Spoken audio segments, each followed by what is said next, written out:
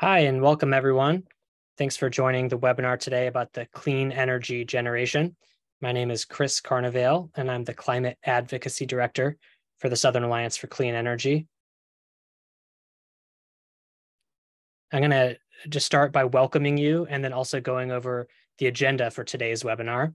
So first, we'll give a brief introduction to Southern Alliance for Clean Energy, or SACE, and our Executive Director, Steve Smith, will give an introduction to the clean energy generation movement. Then Cary Ritzler, who is SACE's Climate Advocacy Manager, will have brief interviews with community members Rudine Steele and Bruce Johnson, so they can talk about their involvement in the clean energy transition and the clean energy generation. Then Cary will let us know about how you can join and take action in the clean energy generation. And finally, we will have a question and answer period. We will have, we'll take as many questions as we can until the end of the hour. And if you would like to submit a question, please put that in the Q&A feature in Zoom. Type your question in and we'll get to as many as we can. If you have any trouble, any technical issues, please use the chat feature and chat us if you have an issue, and we'll try to help troubleshoot with you as best we can. And also, I wanted to let you know that we're recording the webinar today, and we will share the recording with you by email afterwards. So I know many of you are members of SACE and are already familiar with SACE's work, but for those of you who aren't, I want to give you a brief introduction for just a moment. The Southern Alliance for Clean Energy, or SACE, is a nonprofit organization that promotes responsible and equitable energy choices to ensure clean, safe, and healthy communities throughout the Southeast. As a leading voice for energy policy in our region, SACE is focused on transforming the way we produce and consume energy in the Southeast. And with that, I will turn it over to SACE's Executive Director, Steve Smith. Great. Thank you, Chris, and thank you, everybody, for joining us in this important discussion.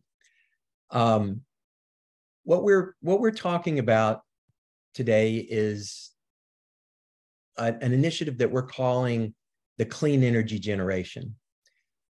We're clearly in an unprecedented time, and look, we can go back over history and see that every generation has had challenges. But I would argue that the challenges that we're facing now are quite literally an existential crisis that we need to address. And you know, if you look at a generation, you can say, well, it's 20, 30 years, and you know, we've had the baby boomers, we've had the millennials, we've had the Zoomers, we've had, you know, generation, you know, Y and generation, I guess now they're saying it's generation Alpha. So there's always been generations. But what's truly unique about this moment is that because of the dangerous experiment that we're unleashing on the atmosphere, each and every one of us, regardless of what, you know, name generation we're from, everyone that is alive today needs to come together as a living generation alive on the planet today and really work together to overcome this crisis. And so the clean energy generation is about each and every one of us and everyone who's alive today making a change that is fundamental to how we're going to actually correct and redirect the challenges that we have. So let's go on to the next slide. You know, so I could go on, and it's not my goal here to go on about the sort of parade of horribles that we are seeing unfolding now just consistently.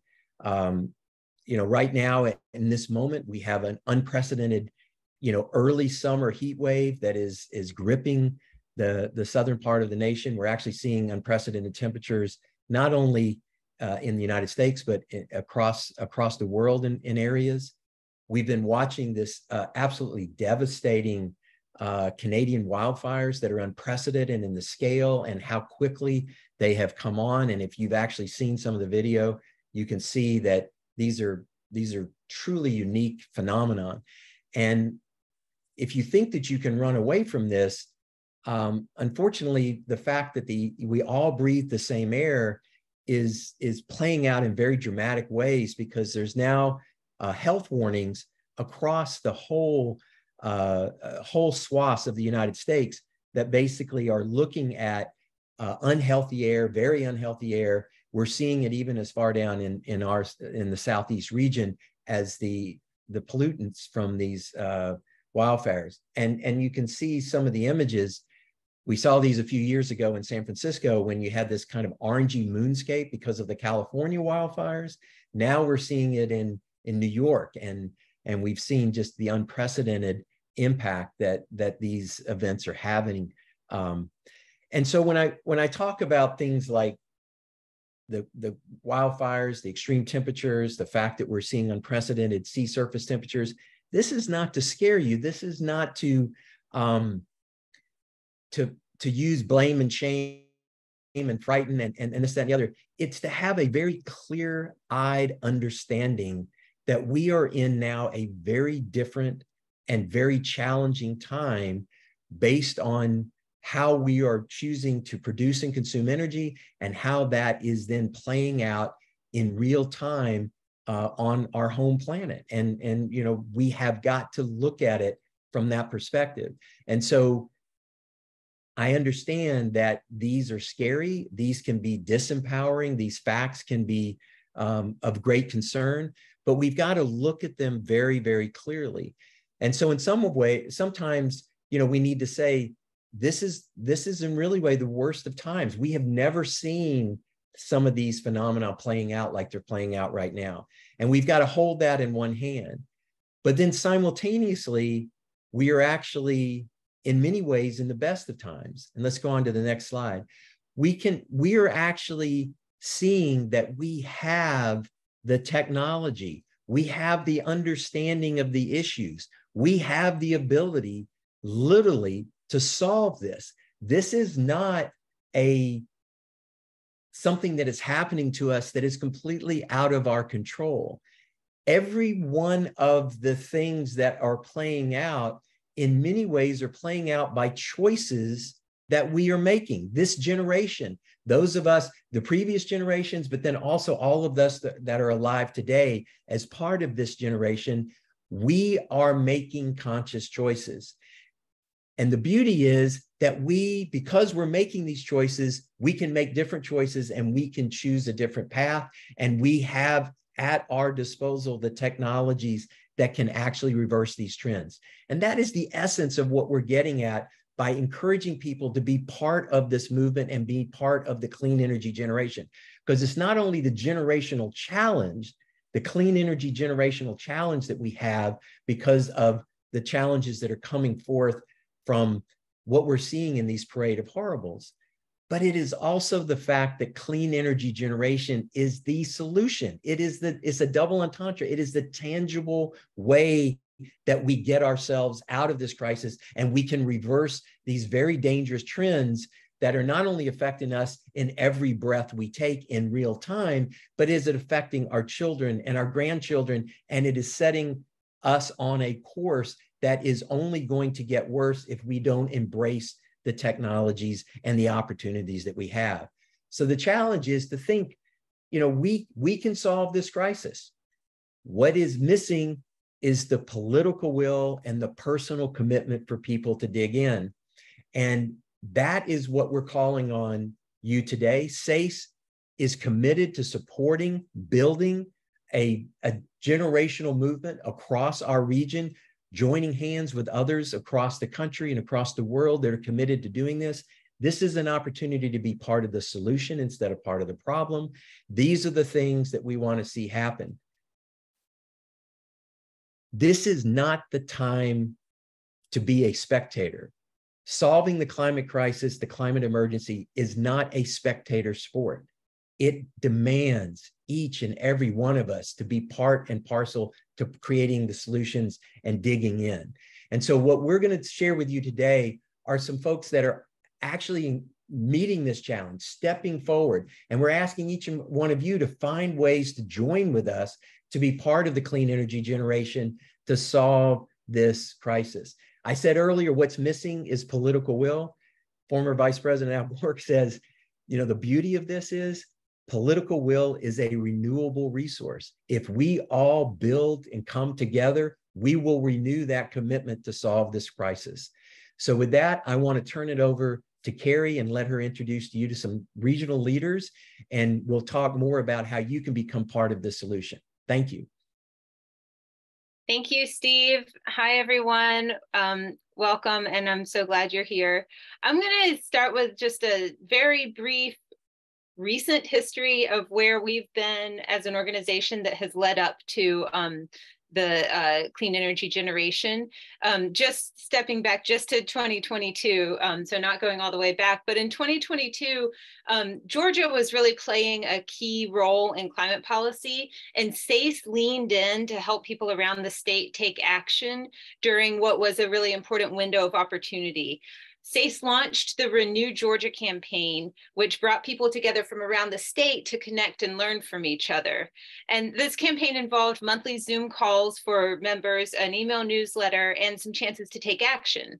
We found through this that all over the state of Georgia, people were already working on the energy transition in their communities. And this campaign gave us a chance to share ideas and inspiration across the state.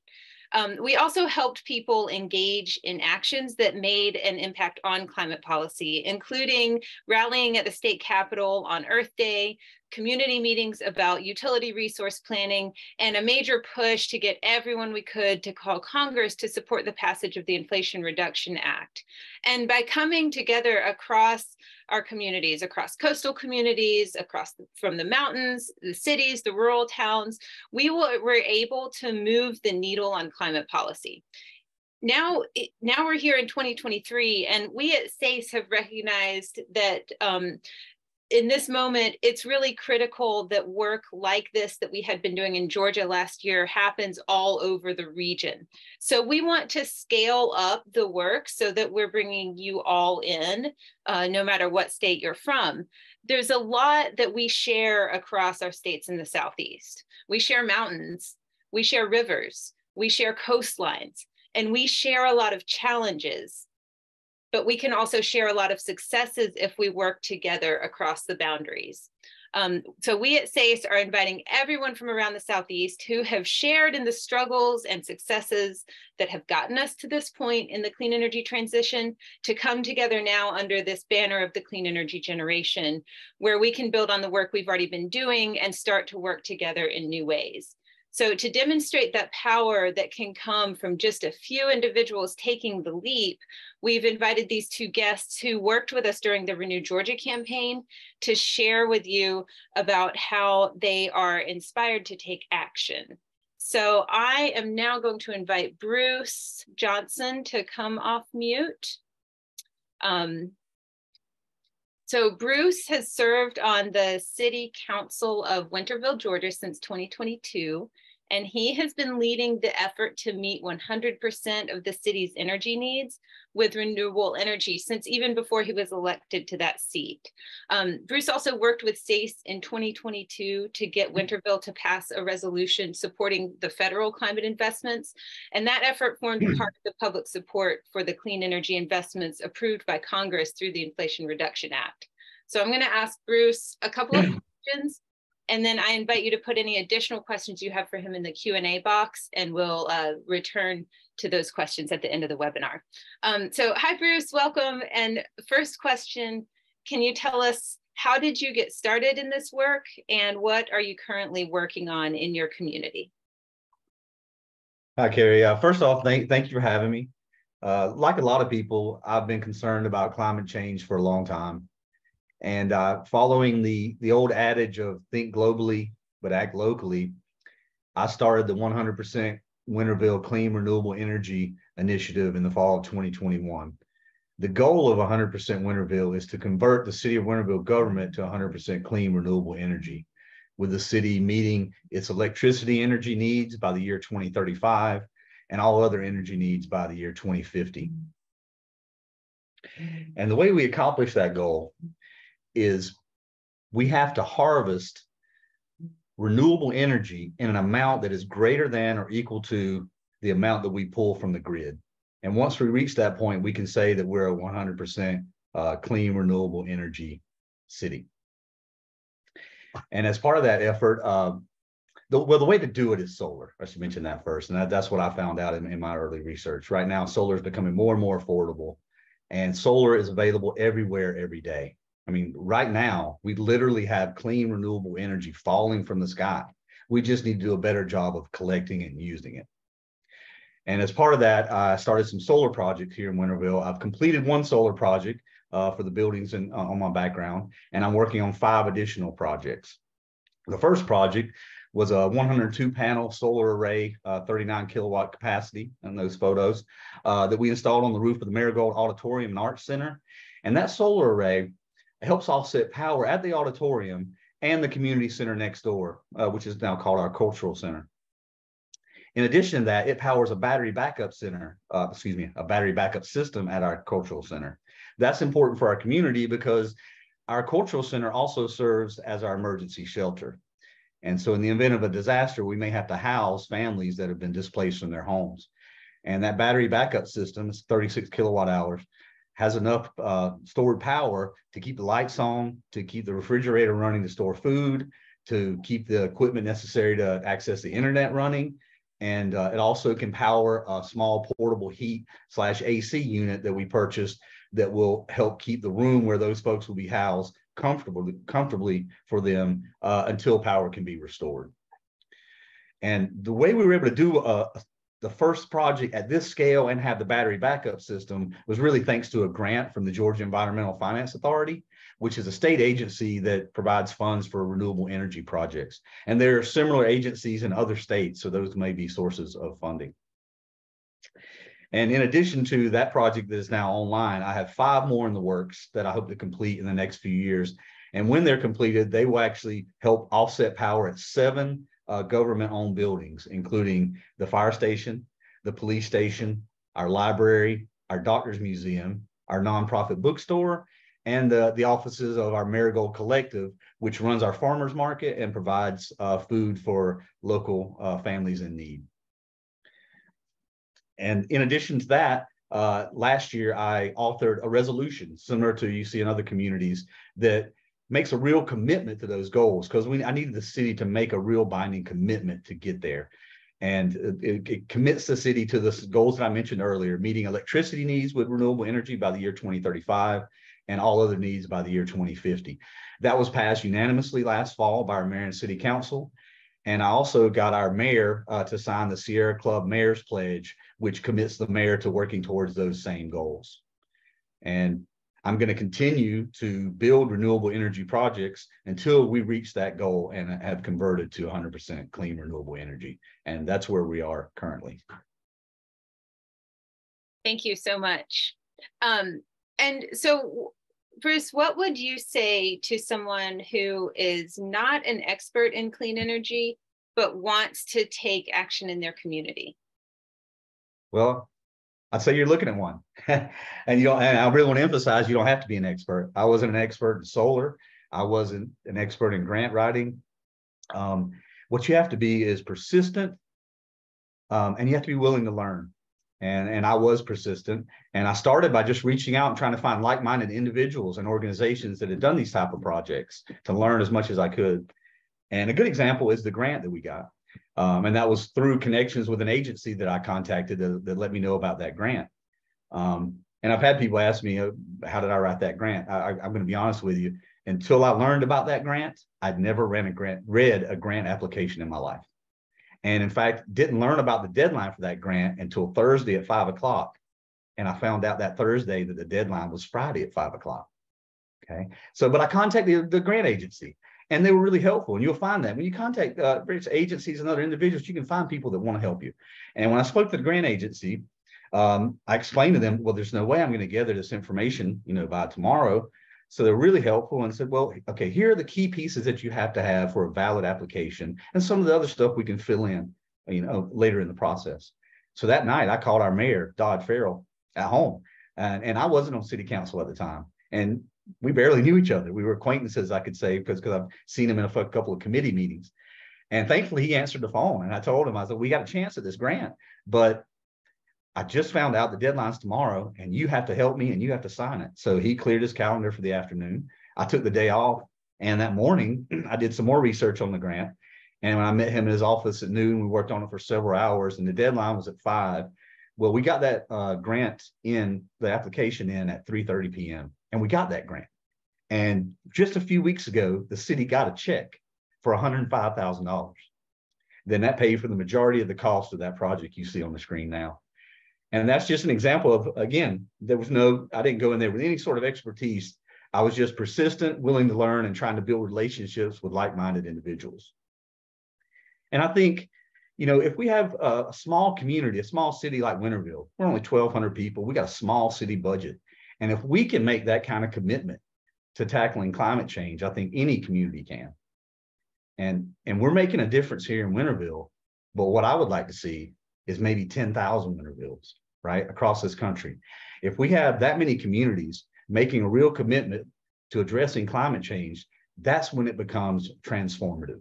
And that's when we can make real strides towards transitioning from fossil fuels to clean, renewable energy. And that's what we need to do.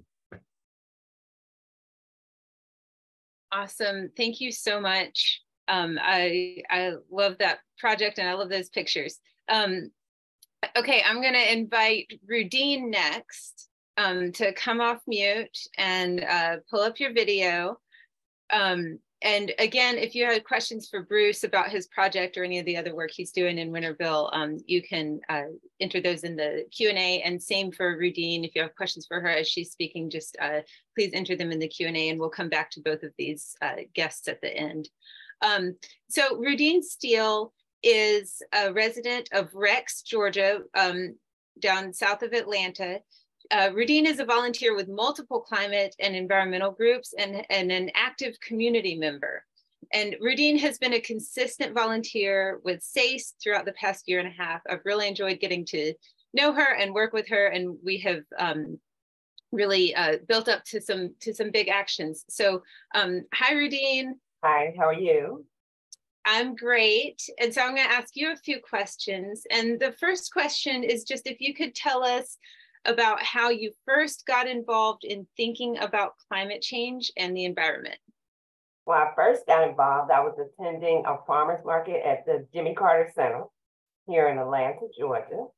And I saw another organization that had a table up talking about climate change and environmental change. So I stopped past to get some information, and the information kind of piqued, got me to think about my community, which is made up of Black, Indigenous people of color. So I started thinking, well, I'm living in a food desert in our community, where it's a lack of fresh vegetables and food. And I also thought that we have a lot of children here in this community, and that the residents, maybe children or adults, they're unaware of what climate change is all about. So I took that information along with the other organization I worked with and stepped out into the community. At first, we started working with Captain Planet, and Cary got me in touch with Captain Planet. And I thought that was a great organization, because they started with the school system. And the children are very, very, active in the environmental impact, and they know what a big impact that has on them in their future. So there was a project that was done with the students and Captain Planet, where they were assigned projects. And I thought that was cool. They were assigned projects and they had to build on those projects. Some of them were great projects. So, once I saw that, I said, I have to get out into the community. And, just to tell people what it's all about. And for our county, which is Clayton County, she said south of Metro Atlanta, Clayton County was one of the first counties in the state of Georgia that were awarded electric school buses. Those electric school buses were awarded by the EPA. And a lot of people don't know, especially in my community, they didn't know anything about it. So just getting out, telling the students and the teachers about that, they were very, very surprised. So that was one reason that I got involved with that. Awesome. Thank you so much. when Rudine first shared that story with me, it just took me back to so many times that I've been standing at a table with a bunch of information and people stop by and talk to me, and you never know when you're going to spark something with a person like Rudine, who is going to take it and just run with it. So be encouraged that those conversations and that work you do to spread the word can really ignite a fire in someone, and really y'all end up making a big difference together. Rudine, I wanted to also ask, you've been involved in these different organizations. So what made you interested in getting involved with SACE and, thinking about the clean energy generation work? Well, the reason I got involved with SACE is because I started looking at the southeastern part of the United States. And looking at the southeastern part of the United States, we are very, very impacted with environmental challenges. And if, one example, we're south of the airport, I want to say maybe 5 or 6 miles south of the airport. And a lot of people are unaware with jet fuel. Before they land, they have to dump a certain amount of jet fuel over so that they can land safely.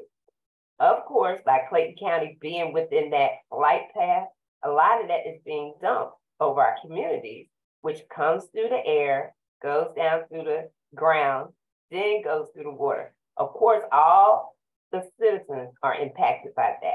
And that, of course, impacts their health and a variety of things. In Clayton County, we have a water river, which is what Cary had said early in Bruce. We have 3 rivers in the state of Georgia. One of them is the Chattahoochee, which is a big river. Then it runs from the Chattahoochee through the Flint River, which is here in Clayton County. Then it runs through the South River, which goes all the way to the coast, to the Gulf Coast of Mexico, which is all of Georgia. And that impacts everybody overall. And by having health concerns, that causes cost and health. So everything is intertwined together. And that was one reason I really wanted to get involved, because not only for my future and the children's future, we want to help the planet. Without the planet, we will not be here. No planet, no future, no inhibitors.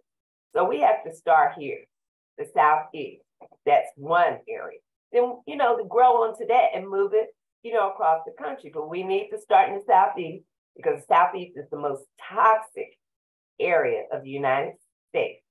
And people might not be aware of that, but we are the most toxic area of the United States. So that's one big issue that I have. That's why I joined several organizations. And like Bruce said, we have to start on this level, we move it up to the state level, then we take it to the federal level. And once you get all your politicians to listen, then we can move up. And then there are also a lot of grants out there that the federal government has to help communities. And some of that information is not available to the public. So as we learn about that, it's, take that information out to the community so that they can learn from that. But the very first step is to get them conscious to know what environmental changes are. And they could do a little bit at a time. They can recycle. Everybody's drinking water out of a plastic bottle. Instead of throwing it away, recycle that. You can recycle paper. It's a lot of things people don't think about that you're throwing into the trash and it's going into the landfill. So you can recycle or you can compost. So that's what I got out talking to the children in the school. And I didn't realize, they're really, really in tune with climate and the impact that it's having on their future. So. Thank you. And one last question is just, what advice do you have for people who are concerned about the climate and environment, but aren't sure where to start and how to get started on taking action? Well, with our organization, the other ones, let's get out to the community. What our plan is, since Clayton County got electric school buses and awarded them, maybe do an event for the community, along with the children, the politicians, the teachers, and the parents. You know, that's how you have to get the information out. I mean, passing out flyers are fine, but you're wasting paper right there. Passing out flyers, you're wasting paper. That's not our goal. But, you know, to have a community event and get everybody involved, you know, would be great. And it always starts from the bottom up. You start with the children, then you move it on up to the adults, then you move it to the politicians. I know politicians, they're looking at bills and doing this and that, but without our children, the politicians would not be politicians. So they have to think about one day, those children become voting age, and their votes will count towards the environmental project. So that's where we start. Get out, have an event, you know, to get people involved. And sometimes when they see stuff, then it will stay in their minds. Okay, I see it versus I'm reading it. And not to read because you're wasting paper with cutting down trees. Cutting down trees is affecting our environment. So we have to do it a different way. Awesome. Thank you so much. And one thing that I know Rudine is really good at is just having those conversations and talking to people at the gym, at the grocery store, you know, out in your neighborhood, and just start these conversations so that people can start to identify with the issues, understand what's happening in your communities, and then move out and you know, move up to continue spreading the word. So thank you both, Bruce and Rudine, for sharing with us. I know that you have both been an inspiration to me as I've gotten to know you over the past year. And I'm sure that there are folks on this call right now who have been newly inspired by hearing from you as well. So thank you. And again, we'll do questions and answers at the end for Bruce and Rudine.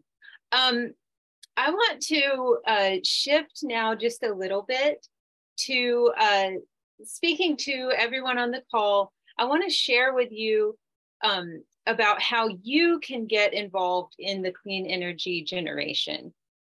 Like Steve said at the beginning of the meeting, we're in a time where the need to take action has never been more urgent. And we are seeing the impact of decades of delay right now throughout our region and throughout the country. But we're also in this hopeful time when we do have the tools available to us that we have never had before to make the change that is necessary.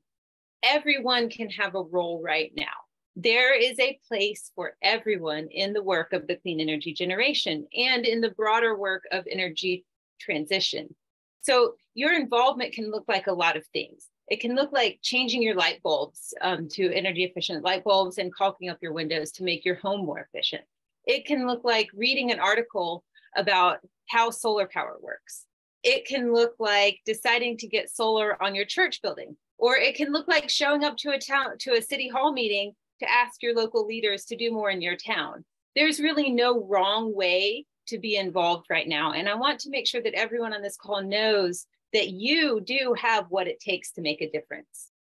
Listed on the screen right now are 5 ways that we want to support you in taking part in the work of the clean energy generation. So first is just sign up to join the movement.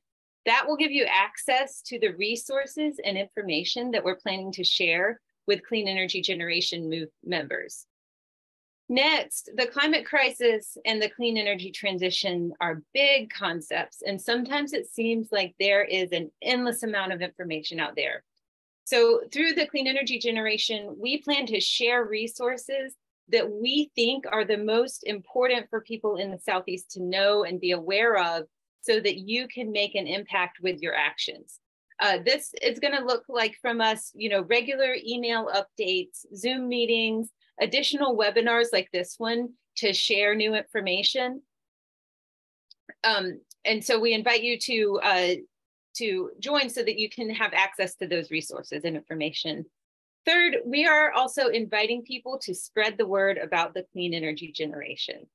This will be success. The amount of success we'll have in the energy transition is going to depend on how many people show up and get to work. So strike up a conversation with someone, forward one of our emails, or invite a friend to the next call you join. You can also help by sharing your why. think about what was it that made you click on the link to sign up today and show up to listen to this webinar? What makes you want to find a way to take action to address the climate crisis and make sure that you and your neighbors can access clean energy? I know all of you have a story about why you are here, and your stories can inspire other people to join and take action as well. So your story could be about the people and places in your lives that are important to you. It could be about something you've done at your home or in your community, or it could just be about, what was on your mind when you clicked the link to take part in this call. And we do have some people who have shared their stories already with us on our website, and some of them are just one powerful sentence, like, I'm here to work for a better world for my grandchildren, or I want to know more about how I can take advantage of programs in the IRA, or I have insulated my garage and it's made a huge difference and I want to share that with other people. No story is too small, because your why will inspire other people. And so I encourage you to share those stories or snippets of stories that are the reason why you are here, so that you can inspire other people to join too. And the last step, the fifth step, is the clean energy generation teams. So I'm going to tell you a little more about what a clean energy generation team can look like.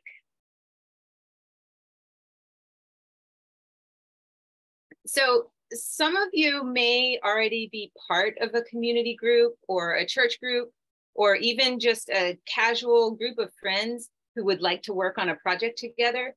Or you might be interested in meeting new people who want to be part of the movement. We know that at SACE, we have thousands of members around the region. And that means it's very likely that we have several SACE members in your community who may be interested in taking action with you.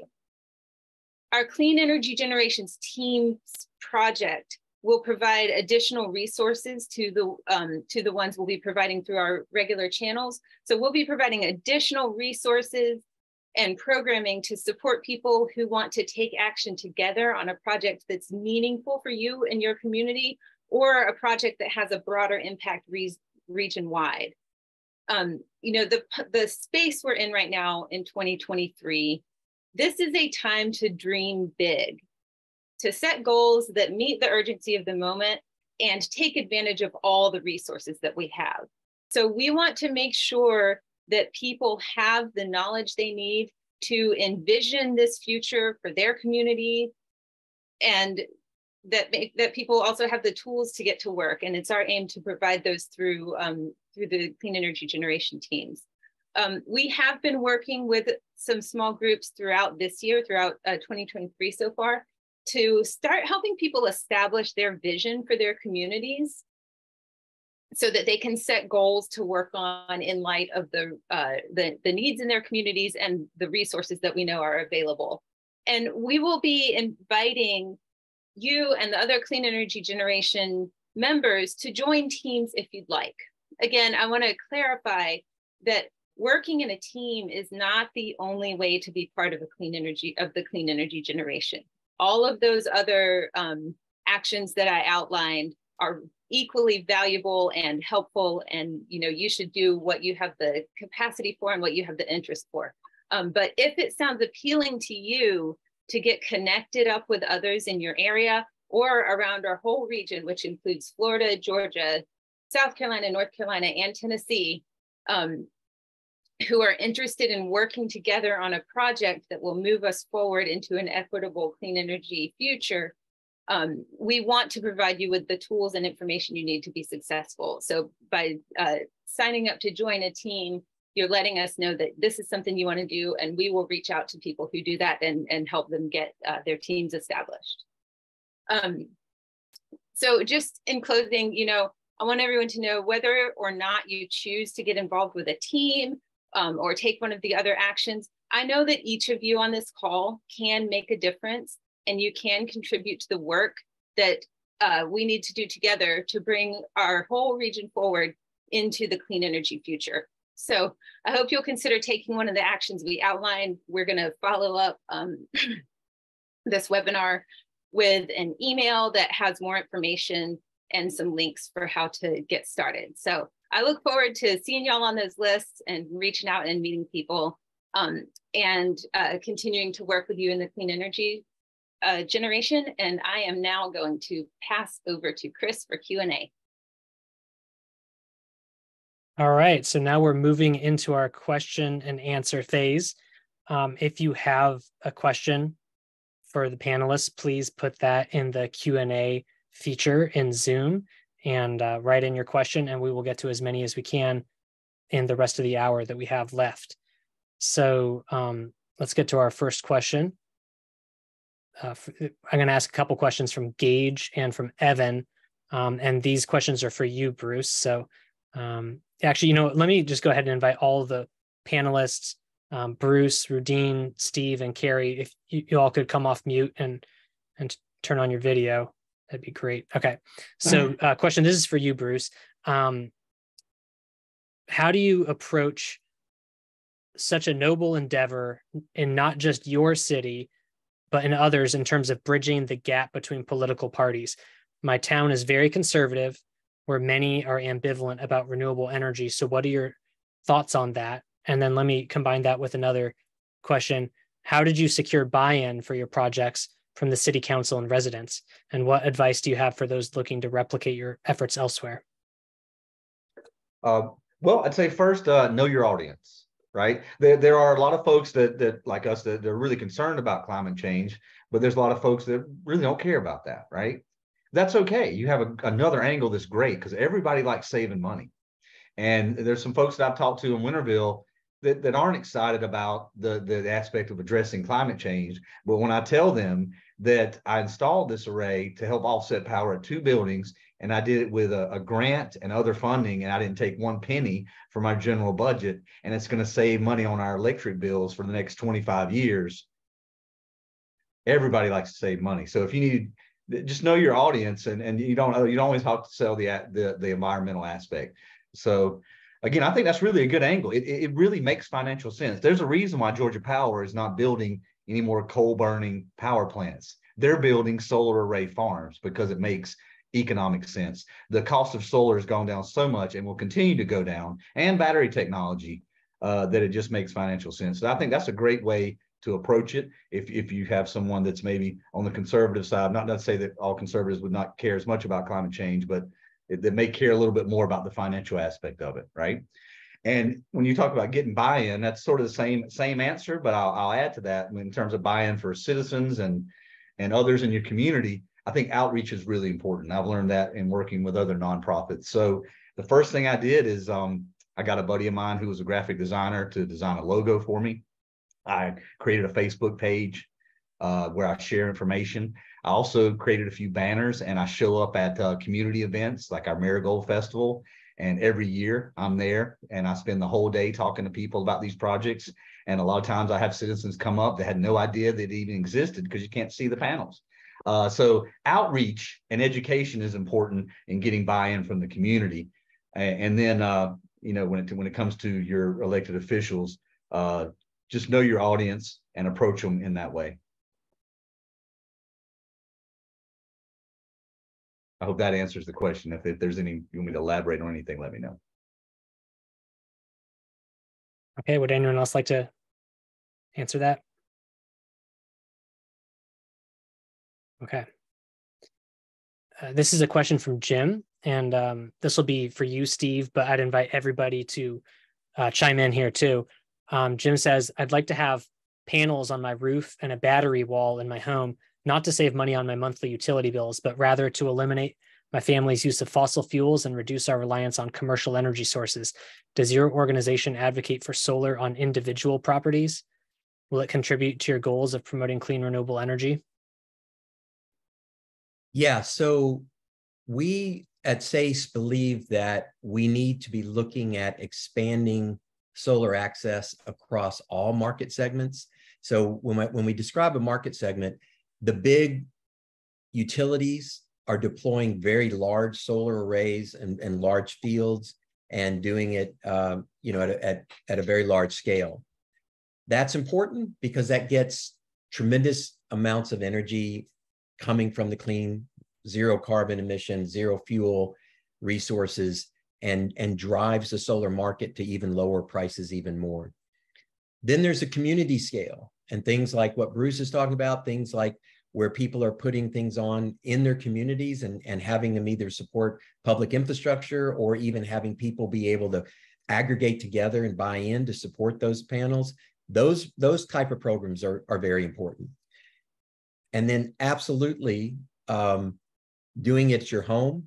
I'm sitting at my home right now doing this webinar, 100% solar house, have the Tesla Powerwalls, completely off the grid right now because I'm working with utilities on, this is the summer afternoon. And so there's a peak time. And so they actually have, where I'm at, the ability to get favorable pricing if you will take your home off the grid during peak times.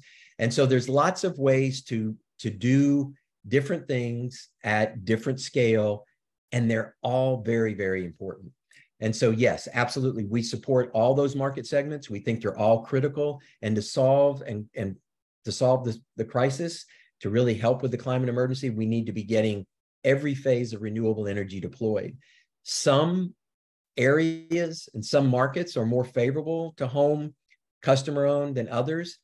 And so you need to understand where that is. And those places that are not favorable, we have a number of utilities that are outright hostile to customer-owned solar. We see it in Alabama. We see it in the Tennessee Valley Authority. They're hostile to people owning their own solar. You see it in other jurisdictions. We need to speak up and push back against that because, again, we need all market segments to thrive across the Southeast.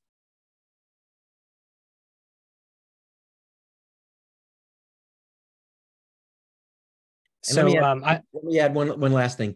There are some incentive programs that are coming forward through the federal legislation.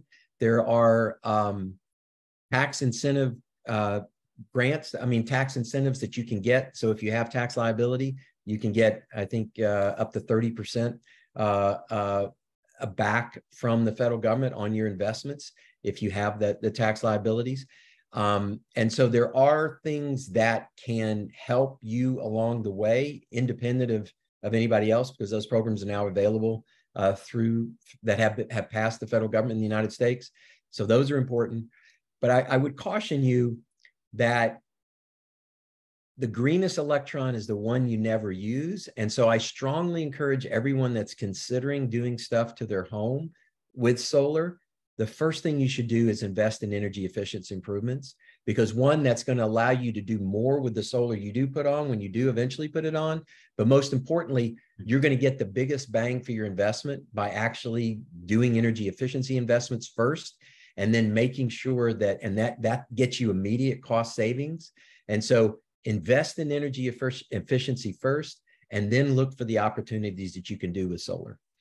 And there's lots of money coming from federal support for energy efficiency investments, and we're going to be doing more and more to educate people and share that information as it materializes more.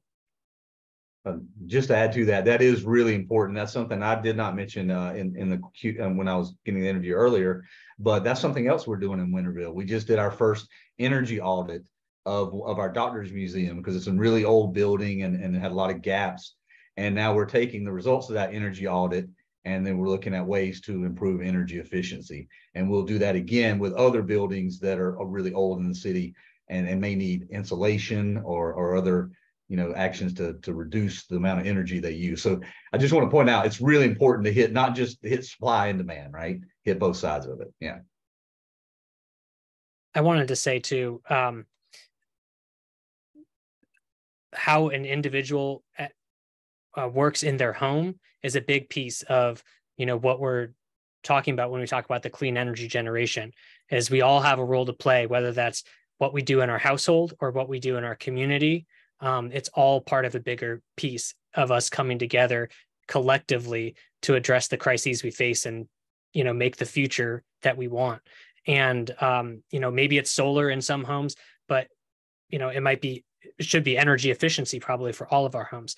And so Steve mentioned some of the tax incentives and other things. That's a key piece of what we want to be working with you all if you sign up as a member of the Clean Energy Generation, to provide you with educational resources on what those incentive programs are. There's tax credits available for solar, for energy efficiency, for switching to electric appliances, for switching to electric vehicles.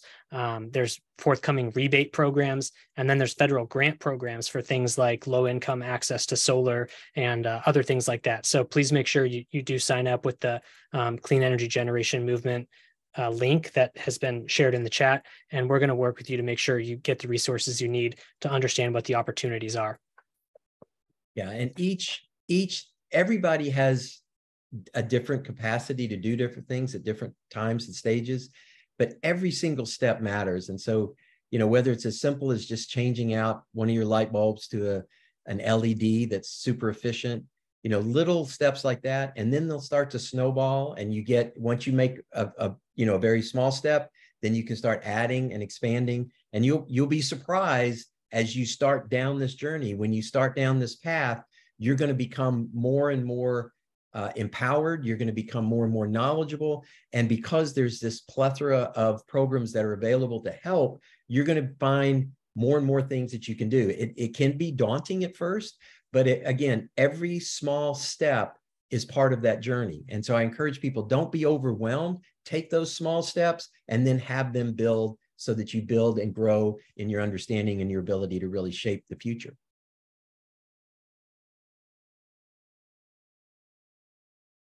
Okay, let's move to the next question. This is from Kay, and Rudine, this is for you. Kay asks, how many electric school buses were purchased, and also notes congratulations to you. There were 25 electric school buses thus far, and that was approved by the EPA. And the piggyback on what you said, and Steve, when you were saying extra programs out there, the EPA, and I believe someone asked a question about in South Carolina, do they have the same government, entity, which is the EPA, that they can apply for? Yes, the EPA is we're all within that region, which is Region 6 for the EPA, and they do have grants out there that they are giving away for not only electric school buses, electric mass transportation, if you have that. They do have other programs dealing with communities to help with rebate, for low-income communities.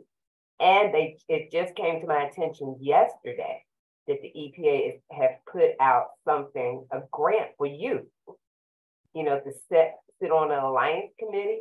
So that's a grant, and it's for children 16 years up to 18.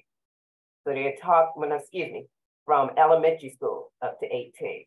So they're trying to get the youth involved. So this is a grant that they just put out yesterday, and I found this out through EPA.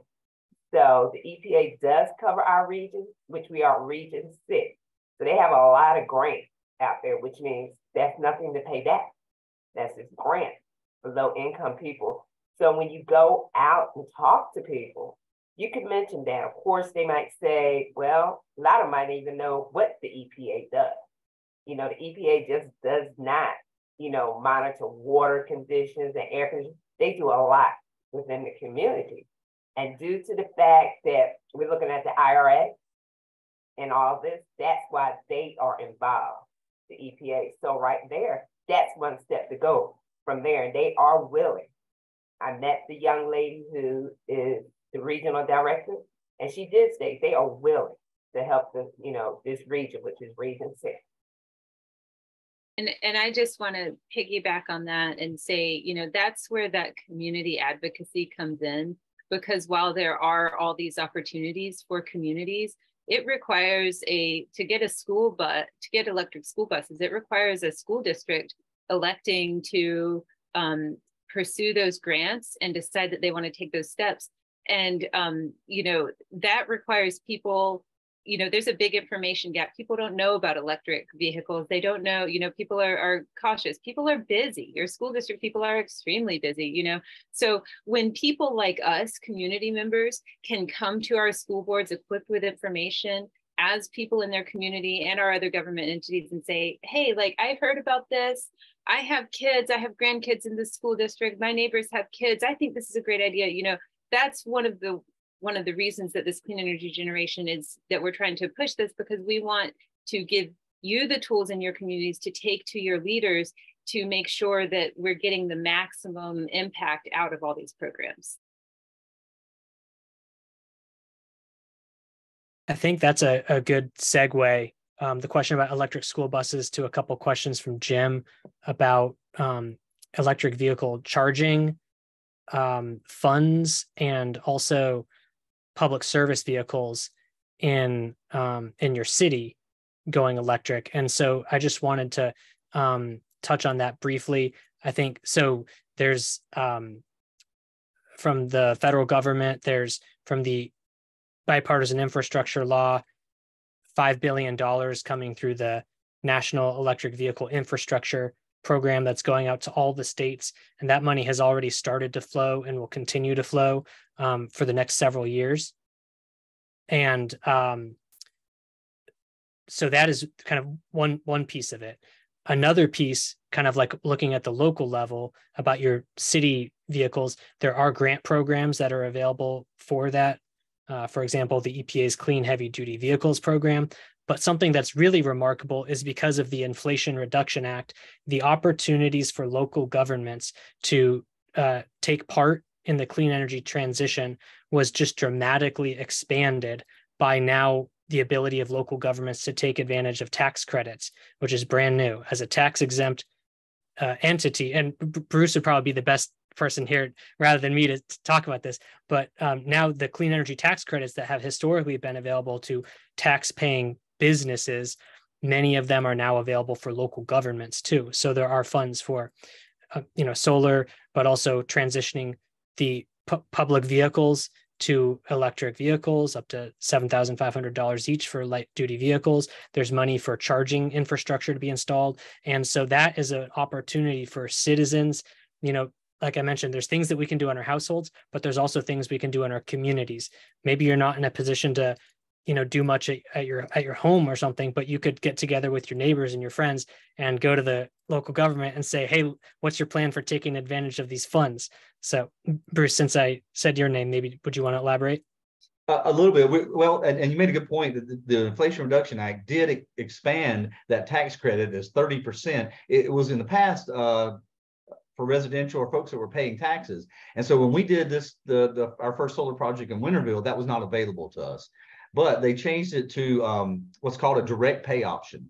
So entities like local municipalities like us, when I do my new projects, I'll be able to get a 30% direct payment from the IRS, for that project. Now, the only problem is the law is new, and there hasn't been guidance out on how to do the application yet. So the applications aren't available yet, but that guidance should come sometime this year. And I'm sure when it does, folks like the Southern Alliance for Clean Energy and other organizations will help spread the word. But I absolutely plan to take advantage of that. And to go back to the question asked earlier about how to sell this, that's another selling point you can use to your local elected officials, that, hey, there's funding out there, including 30% off the top, direct payment for renewable energy projects. So right there, you got a 30% discount. And if you go look for grants and other funding, you can get this for a very small amount, comparatively for your local community. And then you can save money on electricity bills for, I say 25 years, because typically like the panels I have are warranted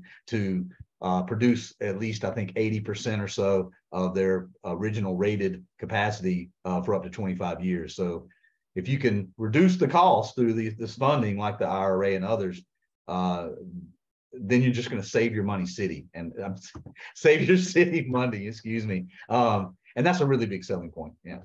Yeah.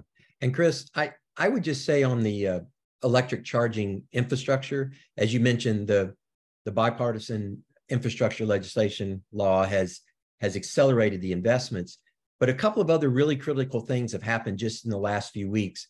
A number of the automobile manufacturers have all now started to coalesce around a single standard, basically using the plug that Tesla had developed. And Tesla has the most advanced electric charging network across the whole country. GM, Ford, Volvo, several others have all sort of rallied around that.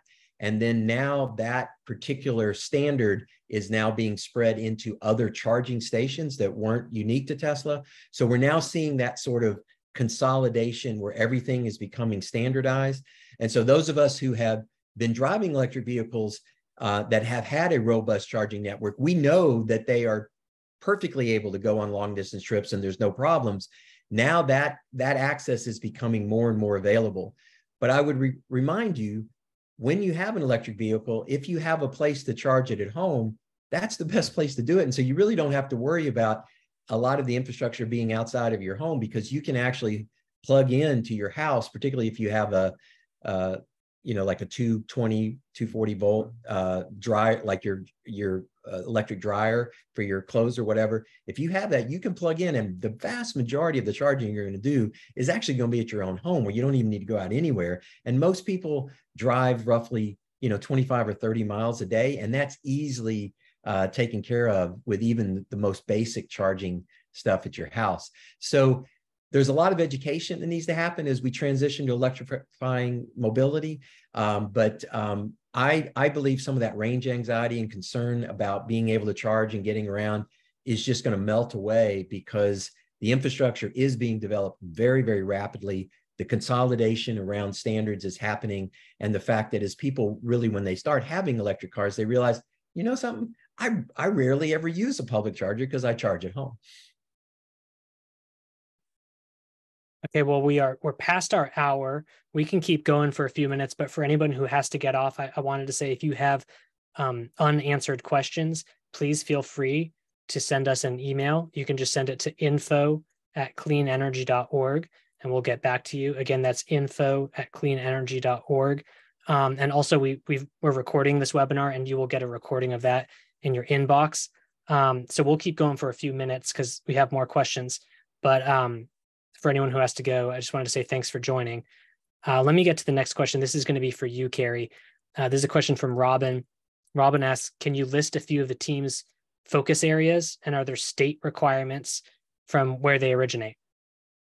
I'm really glad you asked that question. The teams, I aim for the teams to be really led by what people want and need in their communities. So just hearing this conversation and knowing that, there's people interested in working on school districts, there's people that are interested in electric vehicle charging in their community. I think the answer is the teams are going to be they're going to be made up of people like you, and they're going to be what people like you need. And our job is going to be able to bring you the information and resources that you need to get your goals met that are, part of clean energy transition. So I would encourage you, if you want to, if you think like, I have a bit of an idea, or I'd like to be on a team, but I'm not sure what I want to do, please reach out to me or click on the, I think there's a link in the chat.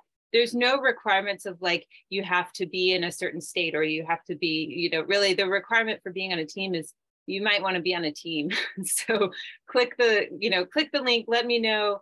And then I will reach back out to you, because we're just getting these established. And, I am encouraged already by some of the conversations I've had with people who have really specific ideas. Like, I have some people who want to work on getting information about clean appliances and energy efficiency out to senior citizens, because they feel like there's a gap in that communication. And so, knowing that there's a few people working on that, and as more people come that are interested in that, I can just help people get connected. And then the work will be, led by you, supported by us, and can grow, from wherever you want it to wherever you need it to be. And if you are, again, if you're interested in being on a team, but you really are unsure about what that would look like for you, one of the first real team activity that I've established is a vision session. And it's really to sit down and think, okay, what would it look like here if in my community, or, in whatever, in my neighborhood, if we achieved this clean energy transition, if all of my neighbors had access, if, whether they're living in low-income apartments, whether they're living in senior centers, whether they're living in single-family homes. If all of my neighbors had access to these clean energy systems, what would it look like for us? What would that mean for us? And to start there with that big vision and then set goals. And so I've designed an activity to take people through that sort of thought exercise. And that can be a good place to start as a group, identify some common ideas and goals you have, and then go from there. But I really want it to be led by you, what you need and what you want to pursue. And we will provide the information that we can and the connections from within our networks and from within the clean energy generation to make sure that we are all, making the most of our ideas and the resources. Okay. Here is another question, shifting gears a little bit from Laura.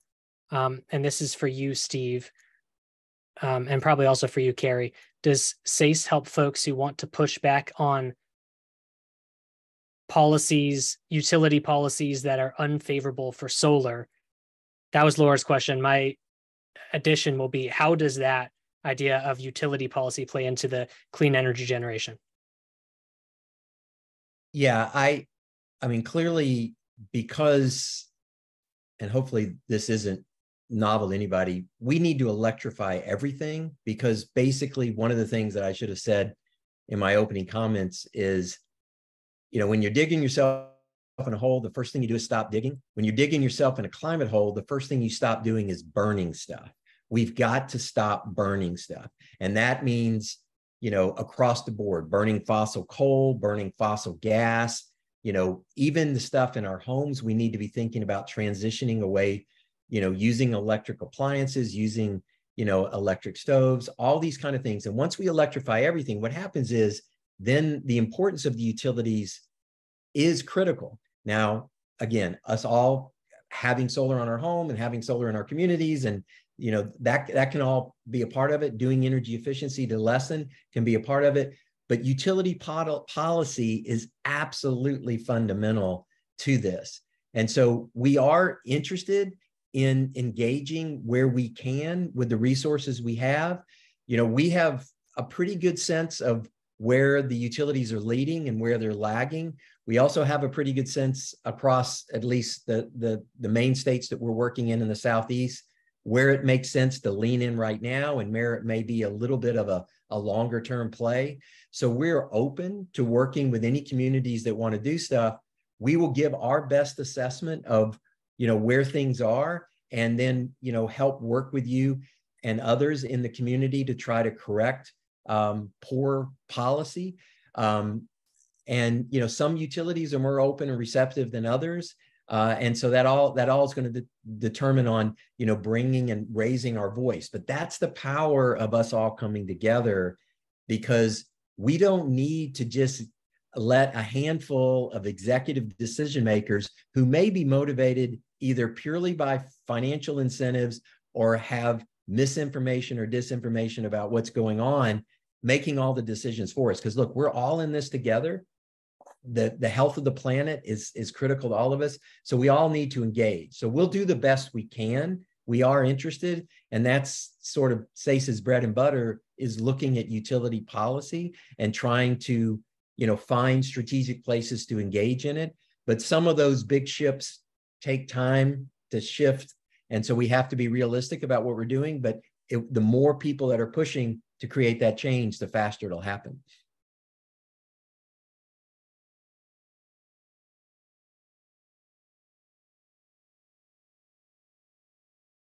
I think you're still muted, Chris. I'm sorry, I was muted and talking. So our next question is for Rudine. Can you share how engaged and educated communities on electric, how you engaged and educated communities on electric school buses? This question's from Evan, and Evan is looking to do something similar and would love to hear more about how you did it and what information you shared. And let me also tack on a question from Kay. Are you considering how to get solar panels to charge those buses? So those are your two questions, Rudine. Well, the first question, the way I got involved and knew about it was through Cary. and she worked with Captain Planet.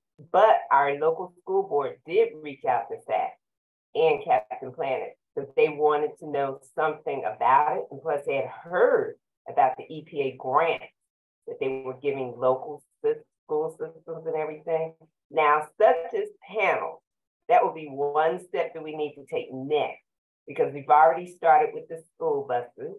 And once the school buses come, which they are supposed to be delivered by Bluebird next year at 2024, then we'll have to go to our next step with solar.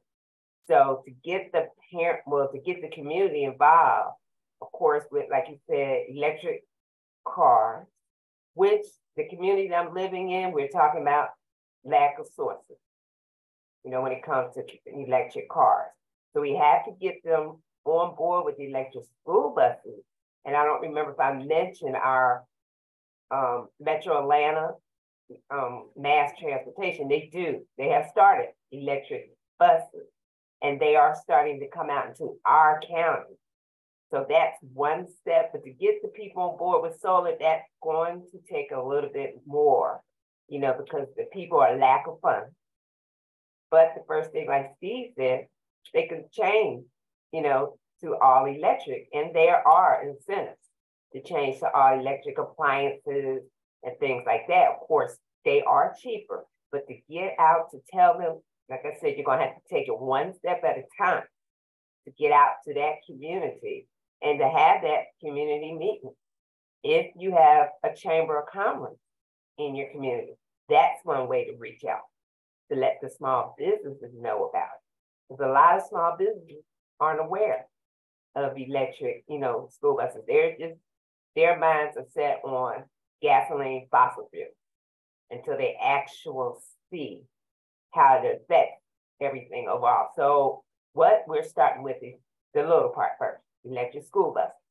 Then once we get that in their minds as a mindset, then we'll move to solar.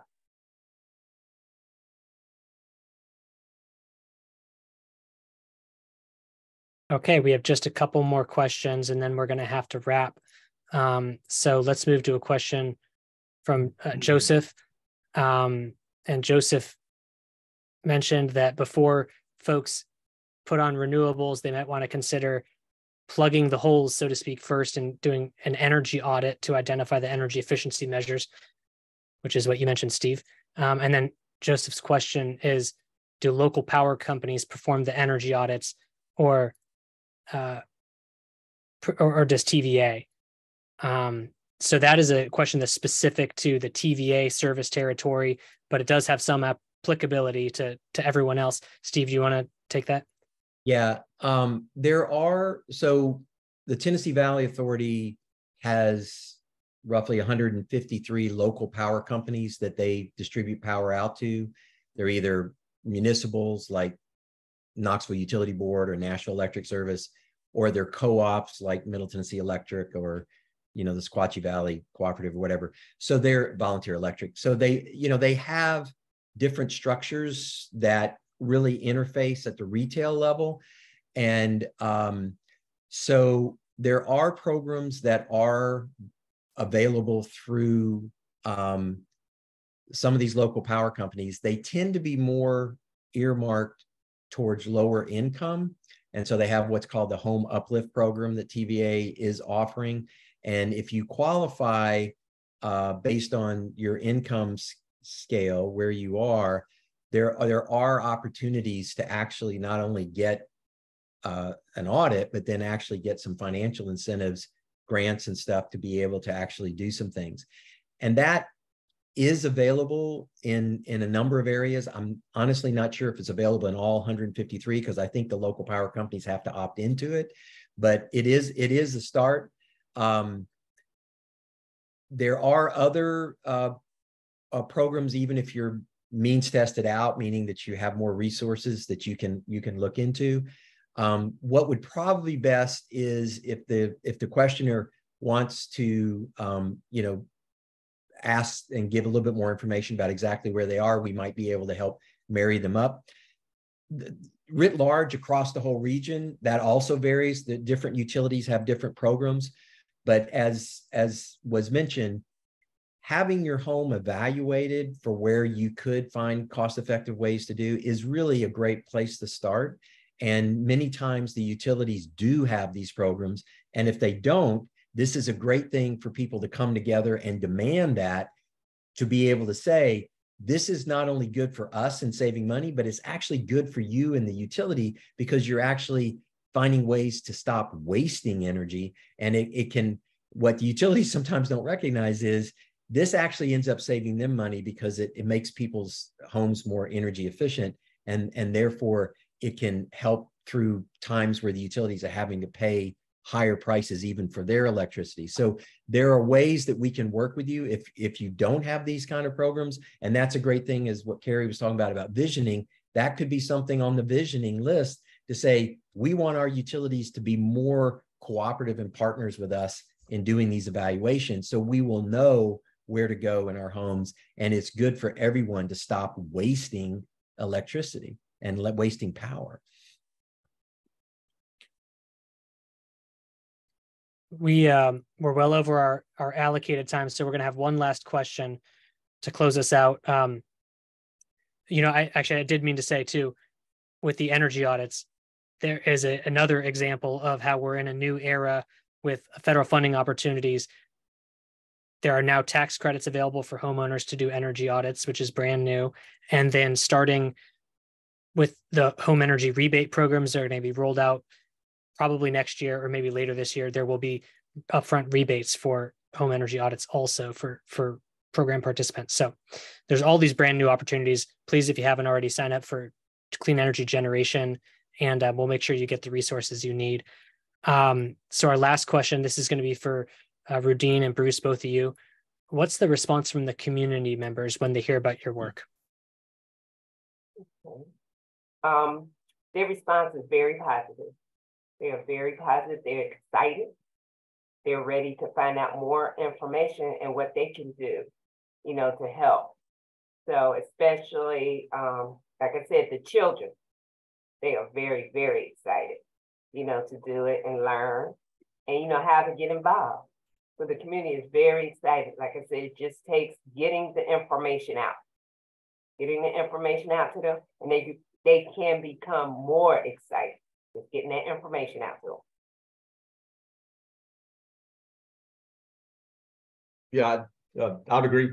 Same thing. My response has been really positive from, and you mentioned about getting the information out. That goes back to what I talked about outreach. That's really important, to let people know what you're doing, why you're doing it. And you got both angles, right? We can save some money. We can do something good for the environment and address climate change. But I just really want to emphasize outreach is really important. That's why I go to all these local events to try to spread the word. And once I tell my story, you just see people light up. Wow, this is really cool. I had no idea this was going on in our community, but great, And the reason why that's important, so like in my situation, I've done one solar project. I got 5 more. So I need approval from city council to do that. And to do that, they need to know that the community supports it. So engaging with the community is really important. And I think you'll find you get a really positive response. And again, even if you have someone I don't really care about climate change, just tell them about the money you're going to save. And everybody likes that. Well, Bruce and Rudine, we really want to thank you for being the amazing advocates that you are, and for sharing your stories and perspectives with all of us today. Thank you so much. And to all of our attendees, thank you for joining and for being with us today and for asking some great questions. If we weren't able to get to your question and you'd like to be in touch with us about it, please email us.